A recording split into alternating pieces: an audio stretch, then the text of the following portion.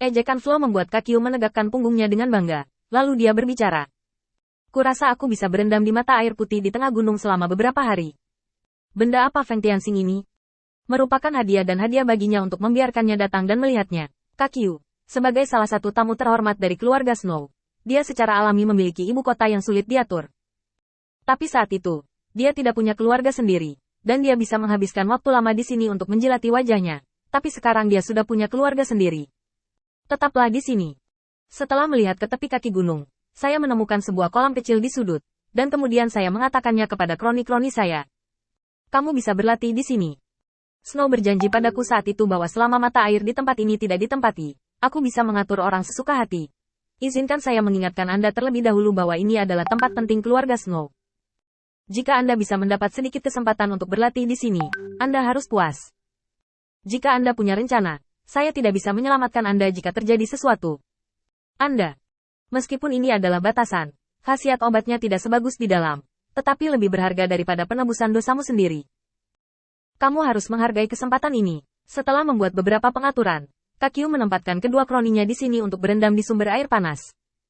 Meskipun dia pasti memiliki lebih dari 2 kroni, dia hanya berani membawa 2 orang ke sini. Lebih dari itu tidak menghormati keluarga Snow. Setelah menyelesaikan tugas penting perjalanannya, Kakyu mengatakan ini. Langkah selanjutnya adalah berurusan dengan anak itu.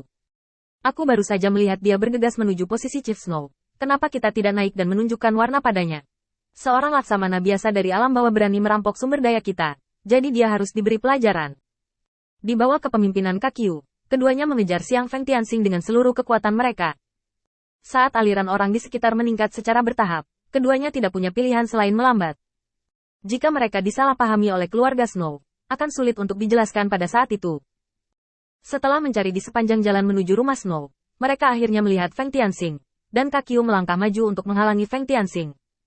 Hei, bukankah ini Laksamana Feng yang dikabarkan? Kenapa, kamu datang ke rumah Snow untuk meminta sumber daya? Ketika kamu merebut kapal terbang beberapa hari yang lalu, kamu sangat murah hati. Mengapa kamu miskin sekarang? Kudengar kamu baru saja pergi berkunjung dan kemudian pensiun. TSK, perlakuan ini benar-benar memalukan. Tidak memalukan identitasmu. Mengikuti tawa kemenangan Kakyu, Xiaoxi di samping tidak tahan lagi, dan langsung melangkah maju untuk menegurnya dengan marah. Kakyu, aku menyarankanmu untuk tidak berbicara omong kosong. Kakyu berpura-pura ngeri, menciutkan lehernya, melihat sekeliling dengan nakal, lalu tiba-tiba mencibir.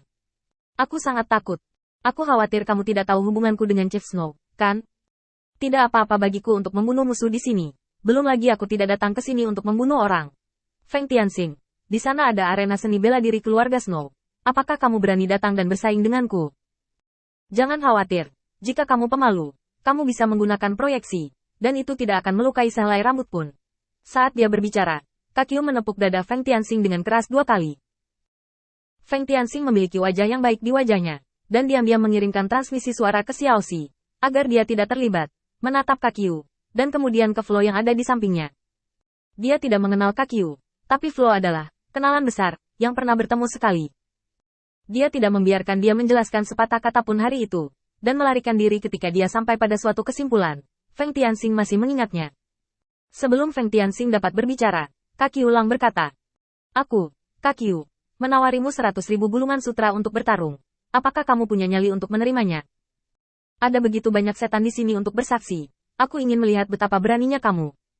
Feng Tianxing terkekeh dan menggelengkan kepalanya, merasa tak berdaya di dalam hatinya. Kekuatan Kakyu berada pada tahap awal alam yang mulia, tetapi latar belakangnya agak mirip dengan miliknya.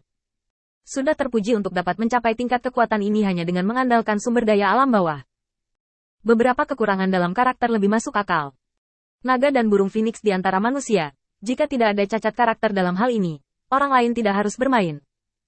Silakan, saya sudah kehabisan kapal terbang selama beberapa hari terakhir. Dan saya kehilangan tempat untuk menggerakkan tangan dan kaki saya.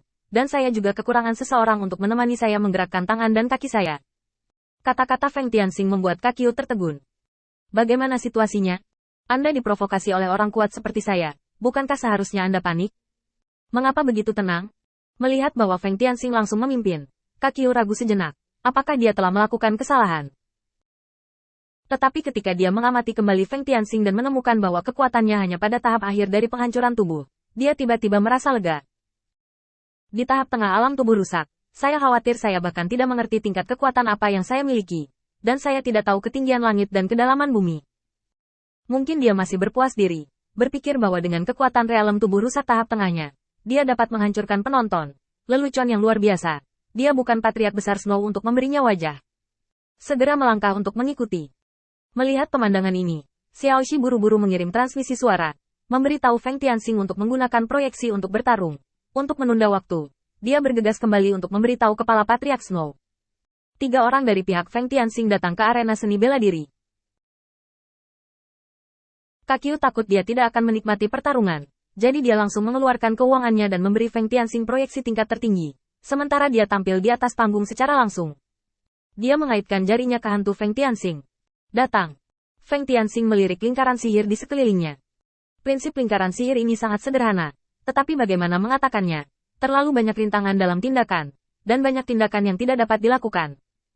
Selain itu, kekuatannya juga dicatat sebagai alam tubuh rusak tingkat menengah, yang jelas-jelas Kakyu yang telah berbicara sebelumnya. Saat dia mengambil langkah, tiba-tiba, taji tulang yang tak terhitung jumlahnya muncul di depan matanya, langsung merobek proyeksi menjadi berkeping-keping. Kaco tertawa. Kamu hanya memiliki sedikit kekuatan. Kamu bahkan tidak bisa menahan serangan yang begitu lambat. Feng Tianxing tiba-tiba melirik lingkaran sihir di sekelilingnya. Dia tidak melihat serangan lawan barusan. Tubuhnya adalah proyeksi. Jika badan utama ingin mendapatkan informasi, ia perlu mendapatkan informasi dari proyeksi. Proses ini seringkali sangat singkat, yang merupakan dasar dari metode seperti pertarungan proyeksi. Apa masalahnya jika ada penundaan? Tapi setelah Feng Tianxing berpikir setengah detik, semua masalah terpecahkan. Karena seseorang telah mengutak-atik lingkaran proyeksinya sendiri, mari kita bangun sendiri.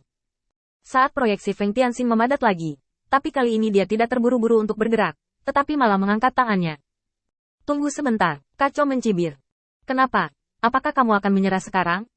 Yah, aku tidak ingin berdebat denganmu, tuanku. Feng Tianxing melambaikan tangannya dengan cepat, mencegah Kakyu terus berpura-pura.